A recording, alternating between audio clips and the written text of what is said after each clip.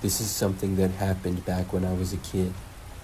I was 7 years old and went to Chick-fil-A one time with my parents and younger sister.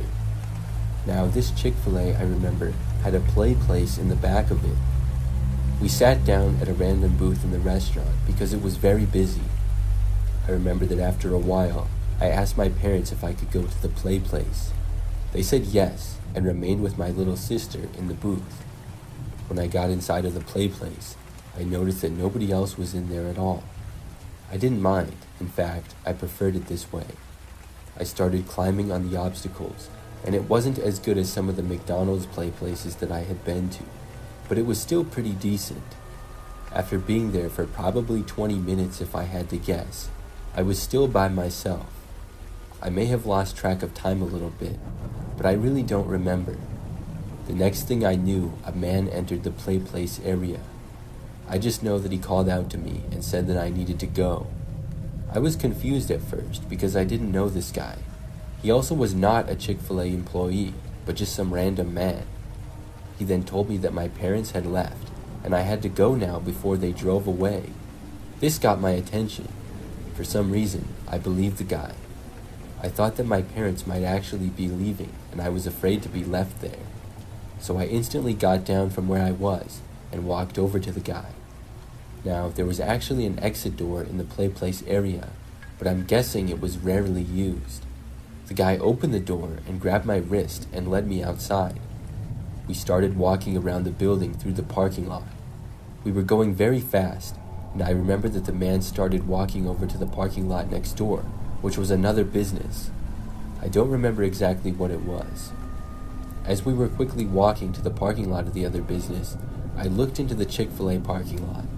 That's when I noticed my parents' car was still there, and it also appeared to be empty. That would mean that they had not left Chick-fil-A after all. When I saw this, I kind of slowed down. I remember the man tugging on my arm to move faster. He said that we had to hurry. I didn't move faster though.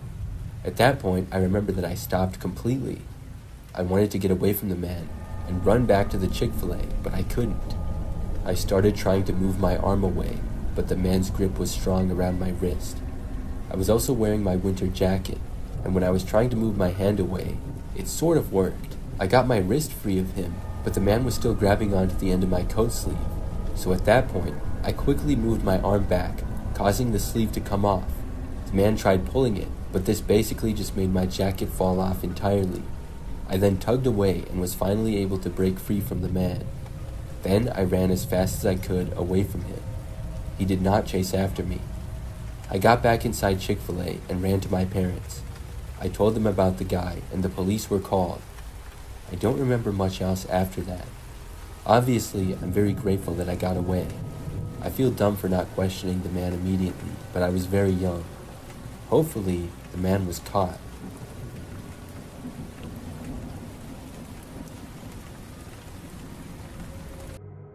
Hey everyone, we truly appreciate your support. If you haven't already, please consider subscribing to our channel for more upcoming stories and exciting content. This story isn't mine personally. I'm not the type of person to go out onto the dark web for any reason. The story actually happened to a coworker and good friend of mine, and I made sure he was okay with me submitting the story, and he said it was fine. For the sake of privacy and security, we're going to refer to him as Ron. Ron's a good guy. Probably one of the nicest people I've ever met, and he really didn't deserve the situation that happened to him.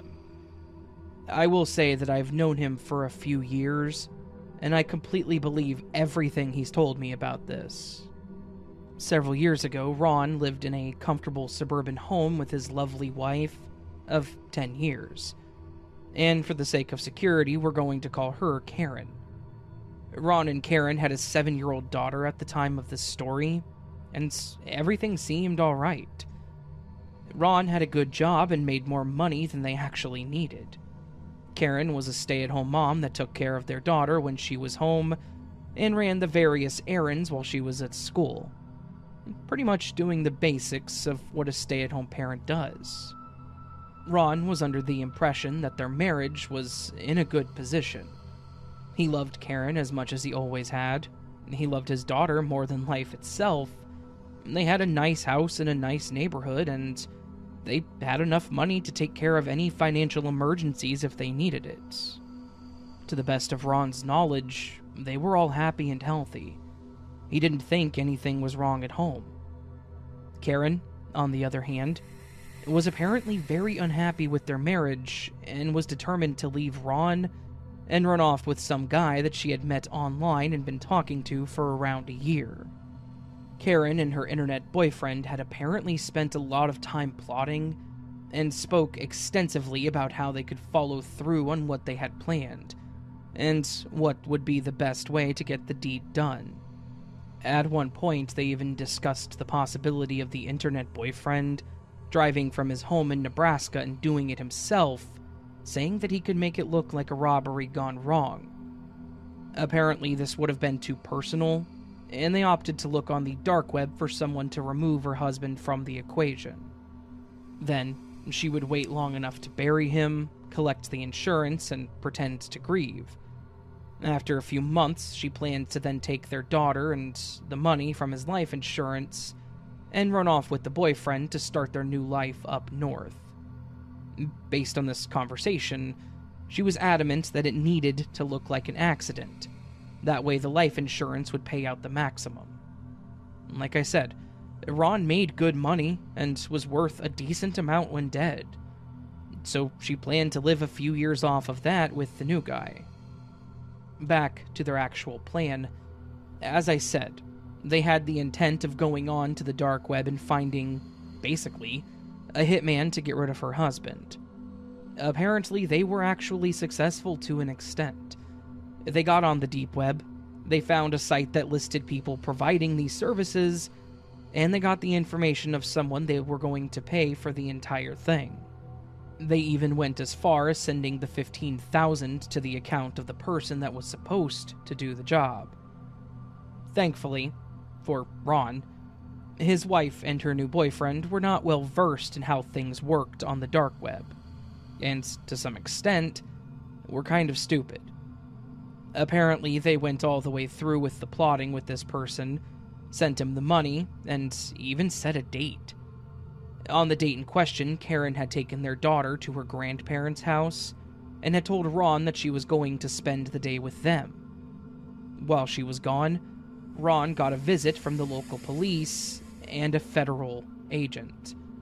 They explained the situation to him and basically took him into protective custody. When Karen got home, she expected to find her husband lying dead on the living room floor, but instead had federal agents screaming at her and taking her to the ground. What's worse, she actually brought her daughter home with her, meaning that she would have been okay with the little girl seeing her dead father. Based on what Ron was told, the police had all of the information on the conversation. They had the connection logs from when she was on the page, emails from her to the fake hitman, and enough evidence to put her away for a very long time. Apparently, she was so desperate to get rid of him that she was able to be talked into sending the money over PayPal. She literally sent $15,000 on a credit card over PayPal to have her husband murdered. I don't know if she was just ignorant, or if she wanted it done that bad and wasn't going to question the situation. Thankfully for Ron's sake, she had gotten a hold of a sting site and she was taken down without issue. The boyfriend was also arrested, and they were both charged with conspiracy to commit murder and probably a few other charges related to the hitman. I believe they were both sentenced to 20 years in prison for their plans. Ron has since remarried, and his daughter is old enough to understand what her mother did. But he says that he got lucky with all this, and I agree. If his wife had gone to another page, been a little more competent, and paid just a little more attention to being secure in her messaging and communications, Ron may have legitimately been murdered that day, and she would be off living with her internet boyfriend in the Dakotas.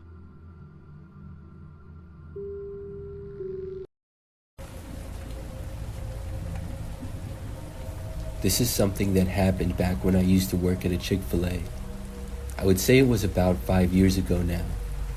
I worked there for only a few months. The job was pretty good and my coworkers were very nice.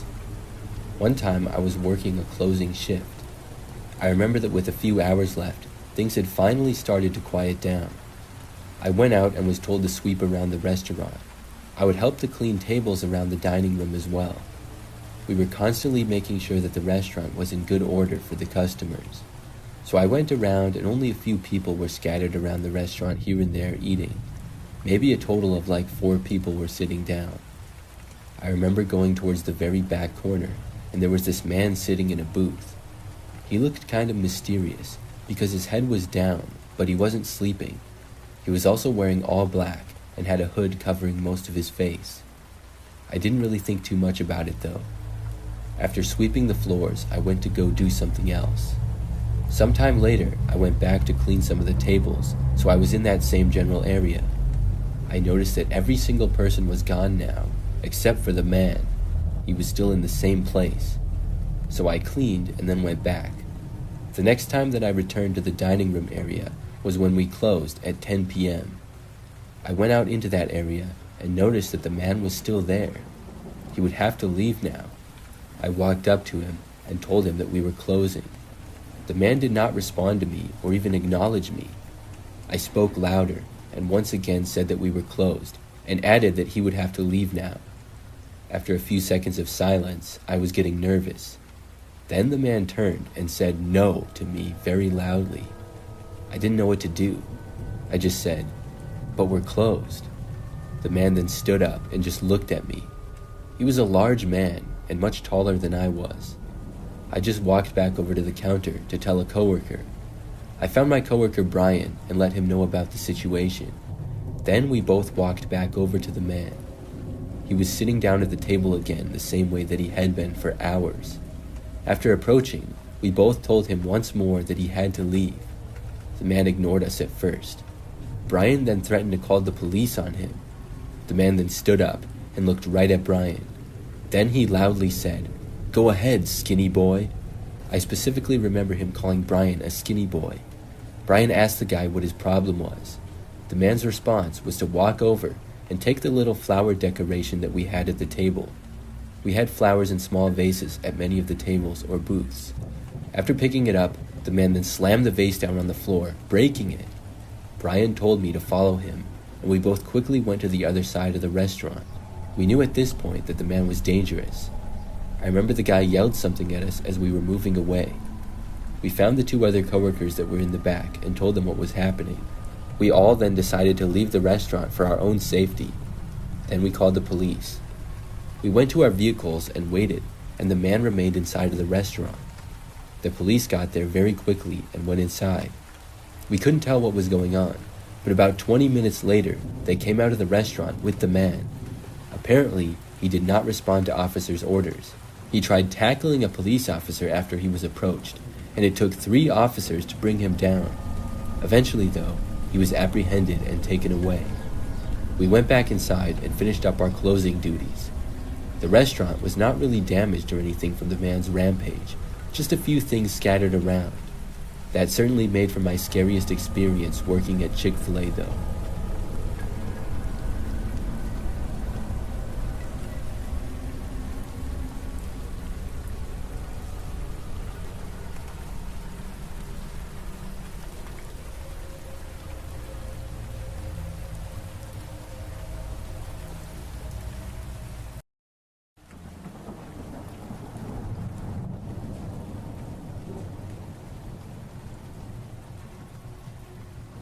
This happened not too long ago. Several weeks back, I went to Chick-fil-A one night. I was going there to pick up some food and bring it back home. It was a little bit later because I had just recently gotten off of work. So I parked my car in the parking lot of Chick-fil-A and started to walk to the building. Even though it was a little bit later, I was still surprised at how quiet things seemed. Chick-fil-A usually seems to be busy almost right up until the time they close. So as I was making my way to the front doors, I noticed an employee standing right next to them. It was a man who was young looking, maybe in his 20s, He was skinny and had dark hair, but was wearing a Chick-fil-A hat as well as the rest of the uniform. As I approached the door, he then stood in front of it and said, "Excuse me," to me.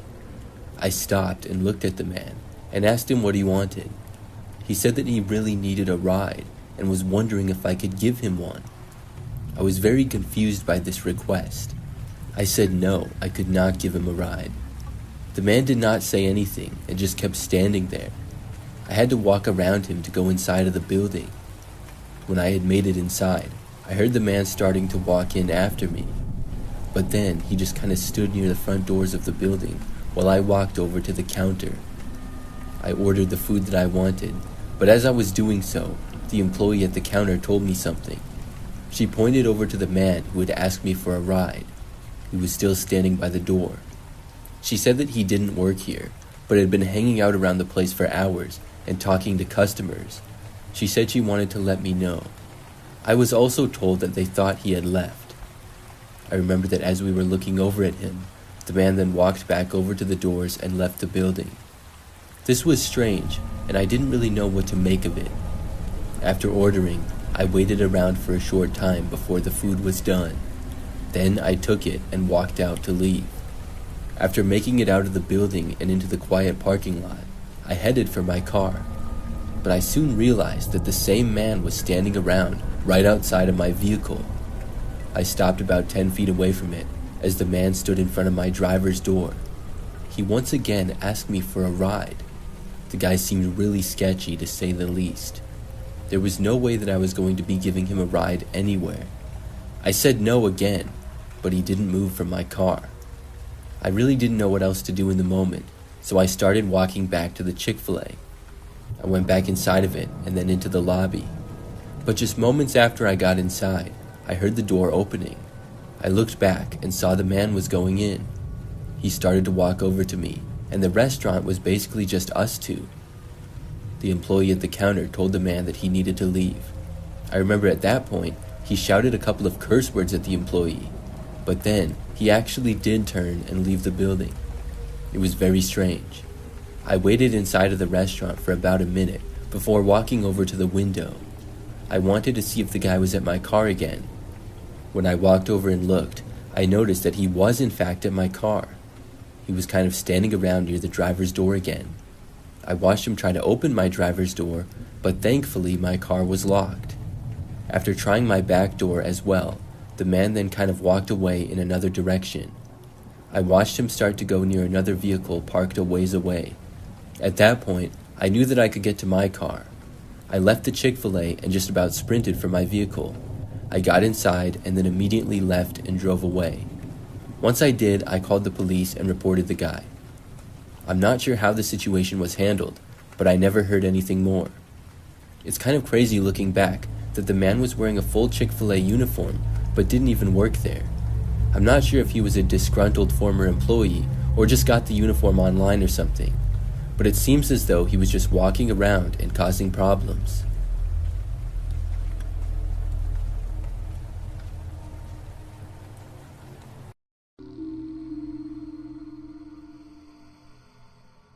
My dark web story is one that actually happened recently. Within the last 4 or 5 months, actually. And it's one of the most disturbing and sickening things that I've ever seen or experienced in my 32 years of being on this earth. There are some really sick people out there. And I want to say to those of you listening, stay off the dark web. Enjoy the stories told by those of us that were stupid enough to get involved in it, but don't get curious enough to drag yourself into the mud. Like most people living in this quarantine, it's left me with an excessive amount of spare time on my hands. I am still employed, thankfully, but I get to work from the comfort of my living room. I'm not going to name my employer or my job title for obvious security reasons, but I will say that I'm pretty much the guy on the network team that gets to sit at home and watch data traffic spikes for the company's applications and websites. To be honest, I probably have one of the easiest jobs out there. I have to watch a graph system as it shows how much data our servers are pushing and receiving, and unless we get hit with a denial of service attack, there's not much to be done. If anything does happen, I have to get on my phone and talk with the other networking guys about what actions we want to take, and then have my weekly report call with my boss to tell her that everything is working as intended. We aren't a huge companies, and we upgraded our servers at the end of last year, which was perfect timing, so there's honestly not a whole lot to do on the day-to-day. Based on what I just said, you can probably assume that I know my way around a computer. I've been in IT my whole career, and I like to believe that I can hold my own out there. I know how networks run, I understand data routing, and I know a lot about data encryption and security. During the start of quarantine, I started studying more about data security and such, and I ended up being interested in Tor, onion routing, and how the deep web and dark web differ from the surface web. If you really want some interesting reads, you should look into the Marianas web. It's an interesting rabbit hole. As most technically adapted people do, I got both bored and curious about what existed out there in the deeper parts of the internet. I didn't want to do anything illegal, but part of me wanted to be familiar with what content and activities existed beyond the surface. I know that this is stupid, but boredom and extra time can be a terrifying motivator when you kind of know what you're doing. I went through the process of setting up my personal system to get on the dark web. I installed Tails, set up Tor, got a decent VPN after some vetting, did my security checks. I started going through some of the onion links that were easily accessible, and for the most part they were innocent sites that really didn't have anything crazy on them. I was simply perusing the pages, not getting heavily involved.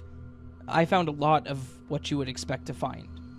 Adult content, a few illegal shop sites, various conspiracy boards and other forums. Just some basic deep web content that didn't really stand out to me. Then, I ended up on a page that I would have never expected to see on the dark web. A dating site. I say dating site, but based on the explanation of their service and some of the profiles, I think it was meant to be more like Tinder. One-night stand interactions with little to no commitment. What I found was that the dating page was set up in what I can only call categories, basically split out into what you were looking for in a partner. It had categories for race, ethnicity, background, sexual preference, personal kinks, and even a section that was basically for sugar daddies. And if you don't know what that is, I'm not going to explain it to you. One category under personal kinks section had me curious, as it was something that I wasn't sure about. It was simply labeled Chasers. I clicked on it and decided that I would spend a few minutes looking through the profiles. What I ended up finding was nothing short of legitimately horrifying. The profile that I clicked on was of a middle-aged guy. He looked fairly attractive, and he looked like someone that would do well on the dating apps.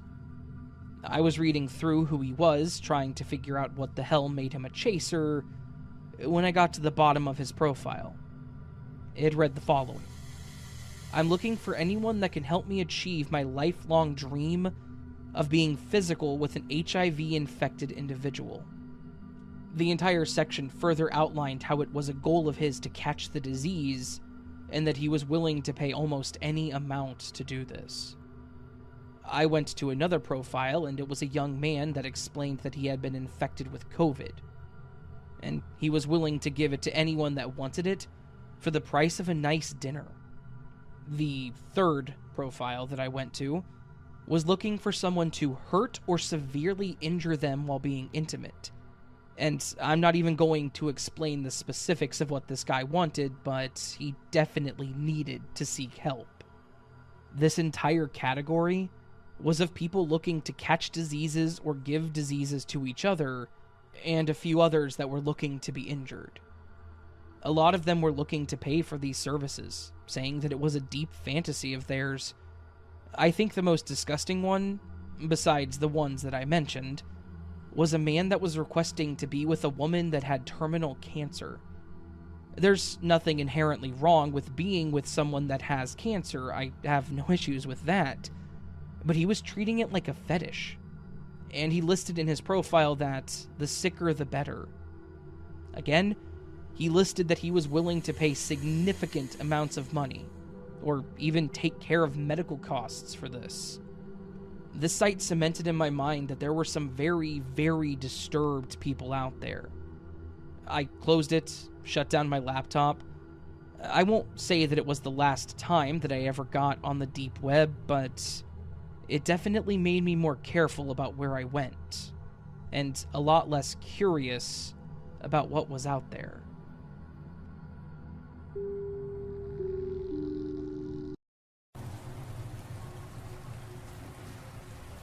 My name is Caroline, and I used to work at a Chick-fil-A when I was in high school. This was several years ago, and I did not mind the job. Mostly, I would work behind the counter and take customers' orders. I worked there for 6 months, till something made me quit. The story gradually happened over time. I'm not sure when exactly it started, but basically there was this one creepy guy that would always come in. The first time I noticed him was when he was ordering and called me by my name. Now, I do have a name tag, but most customers don't do that. I dealt with so many customers on a daily basis though, that I wouldn't remember most of them. So this guy might have been there before, maybe not. But several days later probably, the guy came in again and also mentioned my name that time. He complimented me on my appearance both times also. Nothing was that creepy about those experiences though. But the next time is when I started to get uncomfortable. I remember he came in when we were really busy. When he got to the front of the line, he said that he didn't want to order anything, but just wanted to look at me. I was a little weirded out by this. I just said thanks, not knowing what else to say. He asked me how I was doing and if I had plans after work. I just played it off by saying that I was good and that I was really busy for the rest of the day. It was strange, because there were a lot of people there in line behind him. Finally, the man left. Now, after that, he did come in a couple more times and had similar behavior. I was a little creeped out by him at this point, also because of the fact that he was much older than I was. Because keep in mind, I was 17 at the time, and this man was at least in his 50s. So, after working one night, I remember that I got off and went to my car in the parking lot. When I did, I noticed a car parked sort of across from me. The man was sitting in the driver's seat of this car and kind of looking in my direction. I quickly looked away and started my car and then left. He didn't seem to follow me or anything, but I found that really strange. I mean, he hadn't gone into the restaurant, and it didn't seem like he was going to either. I wondered if he was just trying to watch me or something. After that encounter, I probably didn't see him for a week or two. The next time, though, it was even worse. I remember that I had worked another night shift. Being a high school student, I was a part-time worker and often worked after school until like 9 or 10 at night. So after getting off of work, I drove home to my parents' house where I lived. When I got onto our street, I noticed a car parked in front of our house. This was unusual. After getting into the driveway, I looked over at the car. I didn't have a good view, but it looked like that same guy was in the driver's seat. Now this really creeped me out. I got out of my car to go inside. As soon as I did, the car that the man was in drove away. I went inside after that, and he did not return. The next time that I worked though, I told several of my coworkers about him. They all seemed concerned, and said that they would keep an eye out for the man in case he came in. Well, for probably at least another week after that, I did not see the guy. Then, I was working one Saturday morning into the afternoon. I think I got off at like 6 p.m. My parents and siblings had all gone to something earlier in the day. Unfortunately, I couldn't go because I was working. So when I got home from work that night, I would be all by myself for several hours. I remember that probably at like 8 p.m. it was dark out and I was in the living room. Then there was a knock at the front door. From where I was, I could not see the door, so I got up to look. I checked out the front living room window and saw the same guy standing at the front door. I was extremely creeped out by this, and I stayed where I was. The man knocked on the door again, but I didn't move. Then he started walking around to the back of the house. As soon as he did that, I called the police. Then I ran to my bedroom and locked myself in the closet. When I was hiding in there, I did not hear any more noises. After what felt like a long time, the police arrived. To my surprise, the man was still there. The police found him in the backyard, and I was really happy that they had caught him. I ended up having to get a restraining order against the guy. I also quit my job at Chick-fil-A. The man got banned from our location, but I still didn't want to work there and decided to just focus on school. I still think back to that crazy experience all the time.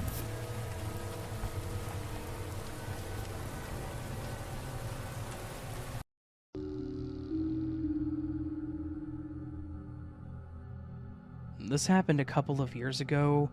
I don't remember the exact month or year, but it couldn't have been more than just a few years ago, because Bitcoin was at or near its peak. I used to spend a lot of time on the dark web, mostly on forums and things like that, but never on anything that was explicitly illegal. I know, that sounds incredibly convincing, right? Believe it or not, there are pages on the deep web that are good for entertainment.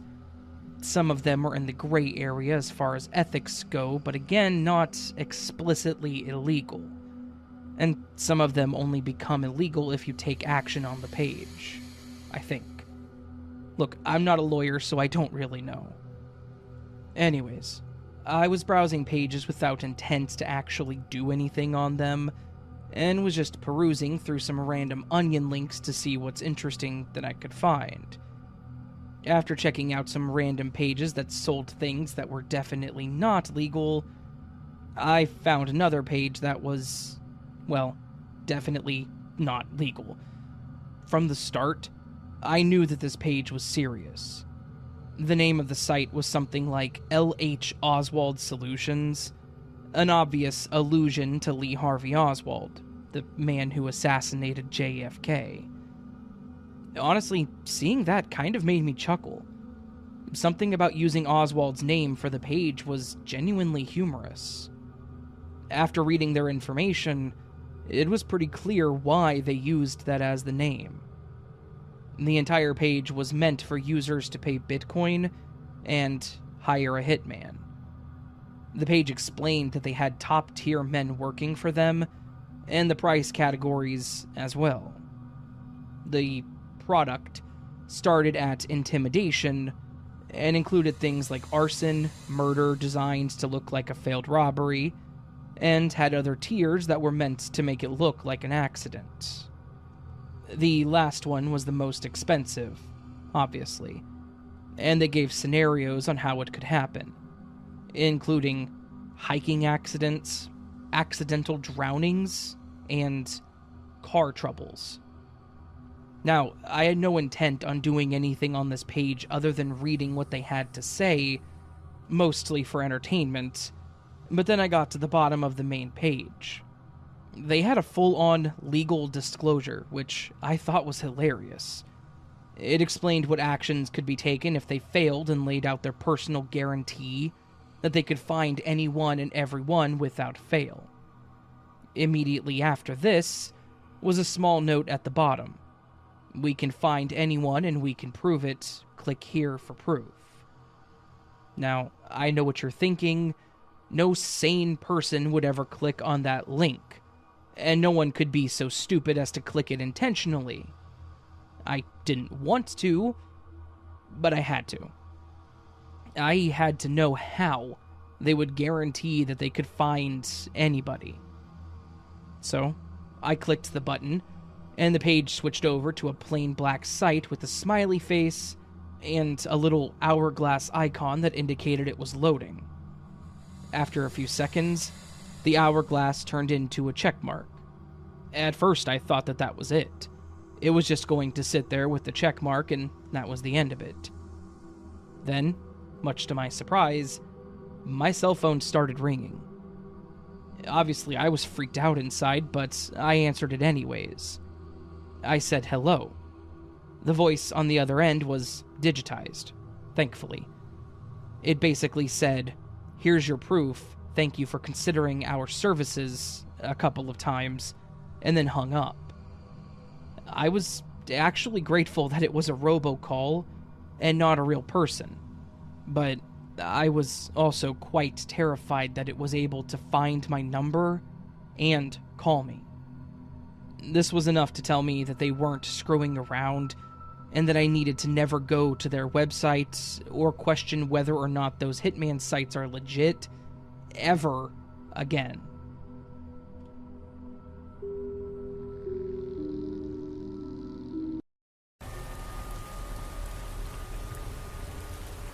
This happened 3 years ago.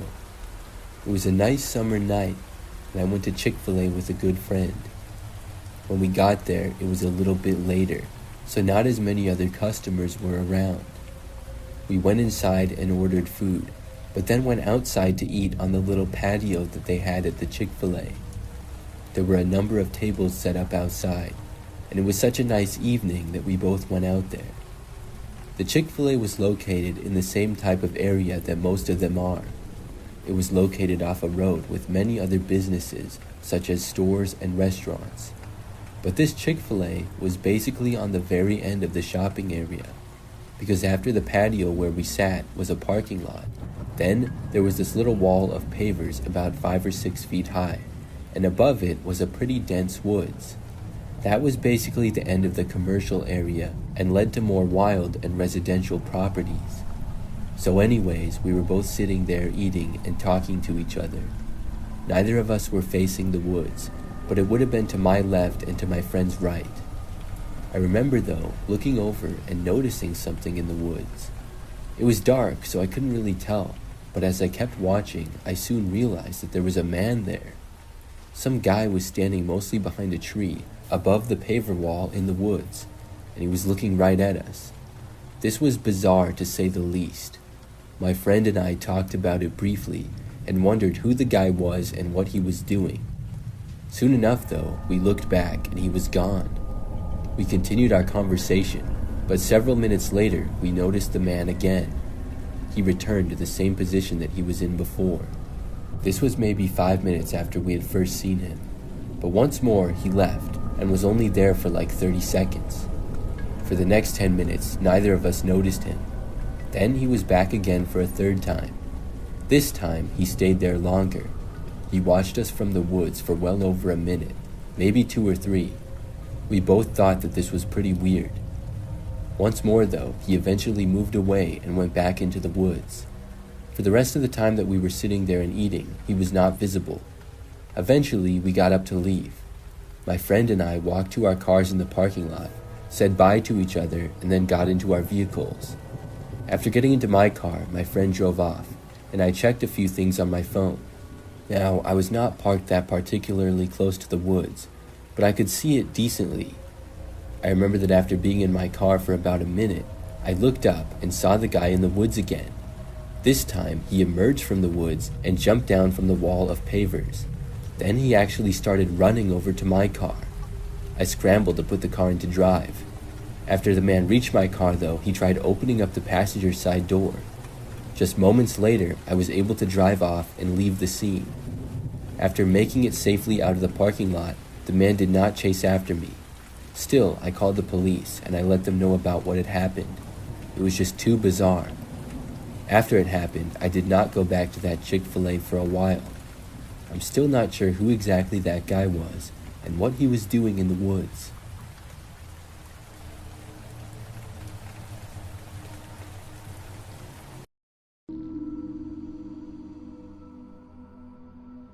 Hey everyone. I wanted to post this story up in hopes of explaining some of the horrors that you can actually find on the dark web. Honestly, most of the things you find on the dark web aren't actually the horror movie cliché-laden websites that everyone seems to think they are.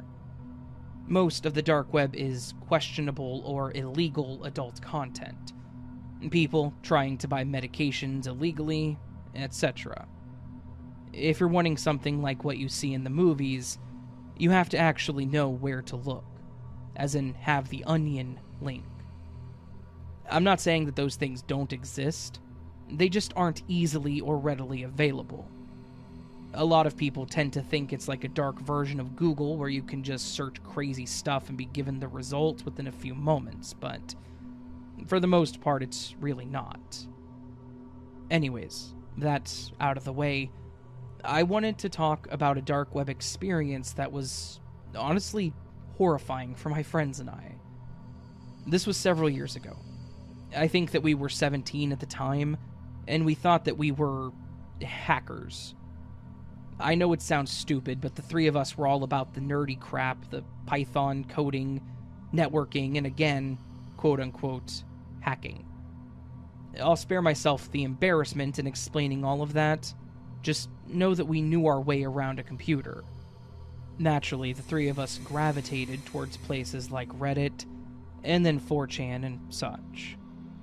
I don't remember where we heard about the dark web, probably from a friend, somewhere on the news or on one of the aforementioned websites, but when we learned about the difference between surface web and dark web, our curiosity was piqued. We started looking into what it was, what was out there, and what we could do. And of course, we were enchanted with the hacker haven that it was glorified to be. We thought we would get on there, look at some of the questionable sites, and be the coolest kids because we accessed content that others didn't know existed. So, we did what we had to. We loaded up Tor, got information for some onion links, and got ready to have our minds blown. Of course, it ended up not being as interesting as we thought it was going to be. The sites were plain and bland. We saw a couple of them selling pills, others that we didn't even bother scrolling through because of the front pages, and a few webcam sites that we honestly weren't interested in. I think all of us were getting a bit disappointed in what we were finding, though I don't know what we were expecting to find. I think we just started clicking through and going anywhere and everywhere that we could get to. Looking back, this was a really stupid idea. After clicking around for a while, we ended up on a page that looked a little flashier than the others. I can't remember the name of the page, but I think it was something along the lines of "Your Choice" or something like that. As we started on the home screen, the whole page looked like it was a site for a butcher shop. There were a number of pictures of meat slices and cuts all over the front page, explaining the quality and what seasoning went best with each piece. Unfortunately, I think that you can all see where this is going. We ended up on a page with a list of cuts, and each of them had a diagram of a person. The part where the meat came from was highlighted. Some of what was on that page was horribly graphic, so I won't explain it in this story, but you can imagine what all was there. One of the most disturbing parts of this website was its explanation on its sourcing. I recall it explaining that all packaging would be discreet, and that they would include their own special seasoning packets that would go best with what you chose. And what's worse, they explained that all of their meat was fresh and sourced on demand. They touted the fact that they had the ability to get everything when it was ordered. Obviously, we were freaked out by seeing this kind of meat. We got off the site, and pretty much immediately removed Tor. We all kept up our pursuits in the IT world, but I don't think that any of us have ever been back to the dark web since.